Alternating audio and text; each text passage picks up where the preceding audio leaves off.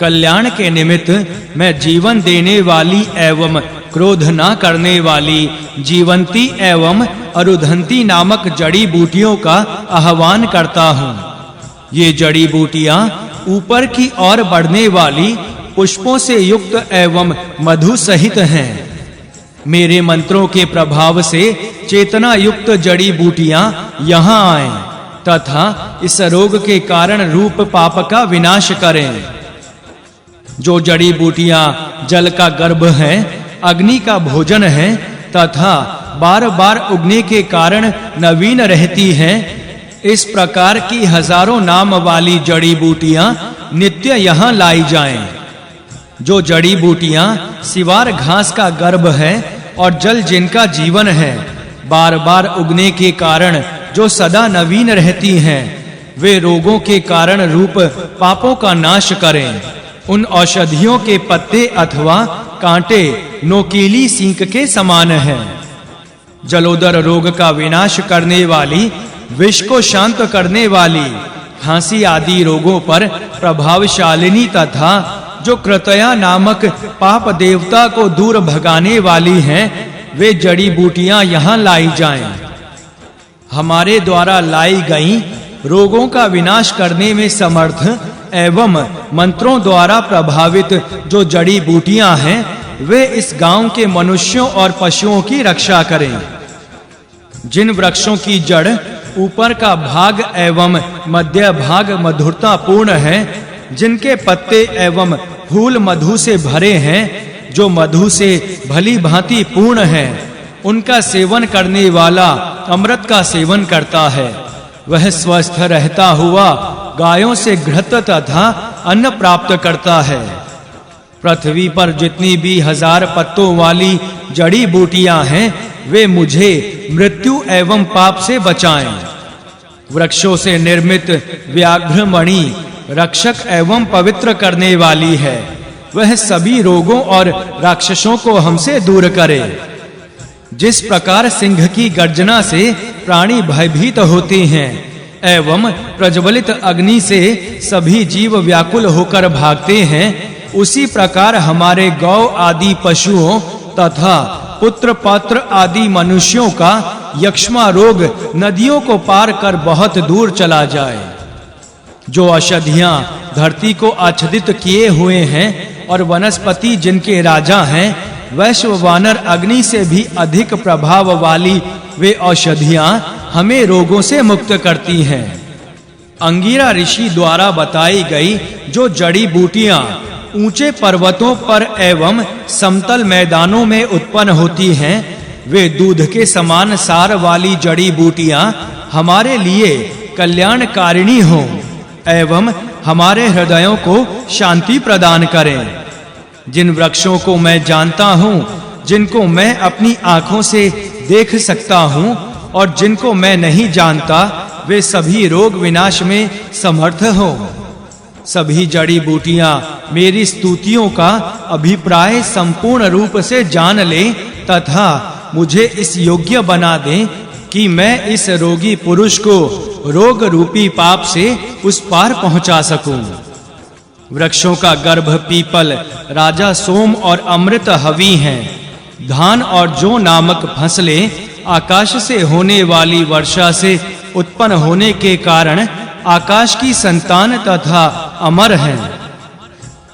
जड़ी बूटियां बिजली की कड़क से और बादलों के गर्जन से जीवित रहती हैं। वायु और मेघ वर्षा रूपी जीवन में जड़ी बूटियों की रक्षा करते हैं। जड़ी बूटियों के अमृत रूपी बल को मैं रोगी पुरुष को पिलाता हूँ।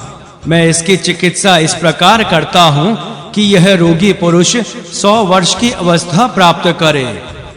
सुअर जिन वृक्षों को जानता है और नेवला जिन जड़ी बूटियों से परिचित है तथा सांप और गंधर्व जिन्हें जानते हैं, उन जड़ी बूटियों को मैं इस रोगी पुरुष की रक्षा के लिए बुलाता हूँ।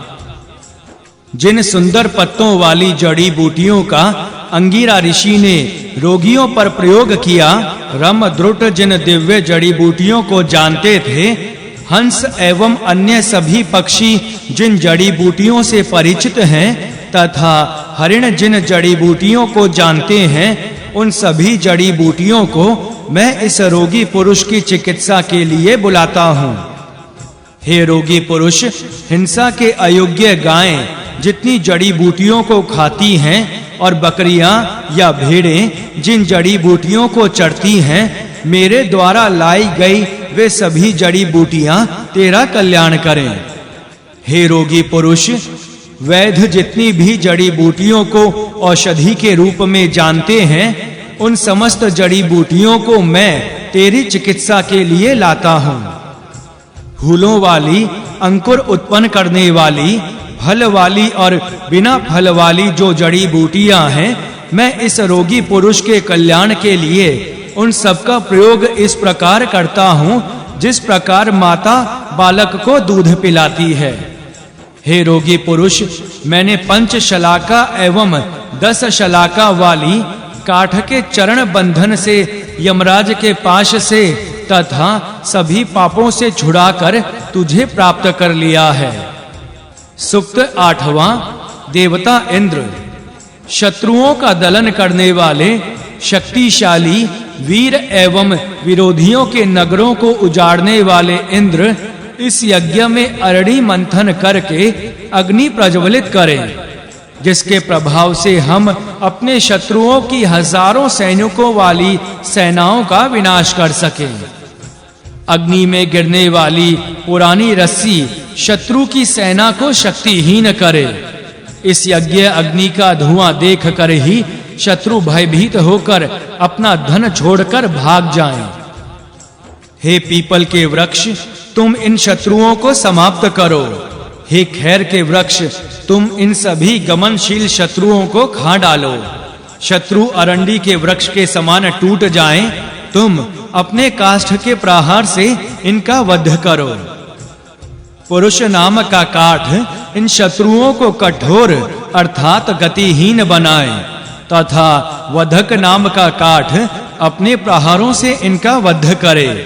वृहत जाल से टूटने वाले बाणों के समान ये शत्रु भी शीघ्र टूट जाएं। इंद्र ने आकाश का जाल बनाया और पृथ्वी की दिशाओं को डंडा बनाकर उसे ताना। इंद्र ने राक्षसों की सेनाओं को ललकार कर इसी जाल से नष्ट कर दिया। सेनापति इंद्र का आकाश रूपी जाल अत्यधिक विशाल है। हे इंद्र, इस जाल में फंसाकर शत्रुओं को इस प्रकार मारो कि उनमें से एक भी ना बचे।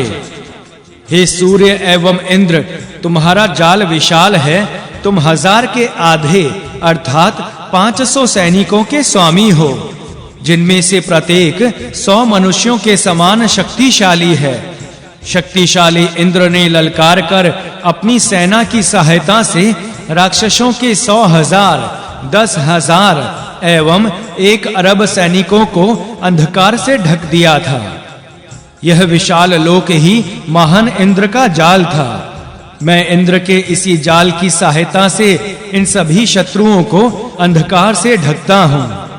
मैं सुस्ती, व्याकुलता, धनहीनता, दुख, वचन का अभाव, थकान, तंद्रा और बेहोशी के द्वारा इन सभी शत्रुओं को आच्छादित करता हूँ। ये शत्रु मृत्यु के पाश से बंध चुके हैं, इसलिए मैं इन्हें मृत्यु को देता हूँ। मैं इन्हें बांधकर मृत्यु के शक्तिशाली दूतों की ओर ले जाता हूँ। हे मृत्यु दूतों, इन शत्रु सैनिकों को ले जाओ।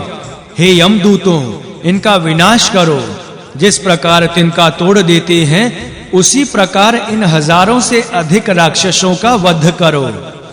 साध्य देवता जाल के एक डंडे को पकड़कर शत्रुओं पर बल से आक्रमण कर रहे हैं। जाल के शेष 3 डंडों में से एक को रुद्र ने, दूसरे को वसु ने और तीसरे को आदित्य ने उठा लिया है। विश्व देव अपने बल के द्वारा ऊपर से मारते हुए जाएं। अंगिरा के पुत्र सेना के मध्य भाग का विनाश करते हुए जाएं। मैं अपने मंत्र बल से वनस्पतियों को, वनस्पतियों से बनी हुई औषधियों को, वृक्षों को, 2 चरणों वाले मनुष्यों को प्रेरित करता हूँ। जिससे वे शत्रु सेना का विनाश कर सके। मैं गंधर्वों, अप्सराओं, सर्पों, देवों, पवित्र जनों, पितरों तथा देखे और बिना देखे हुए प्राणियों को अपने मंत्र बल से प्रेरित करता हूँ कि वे शत्रु सेना को मार डालें।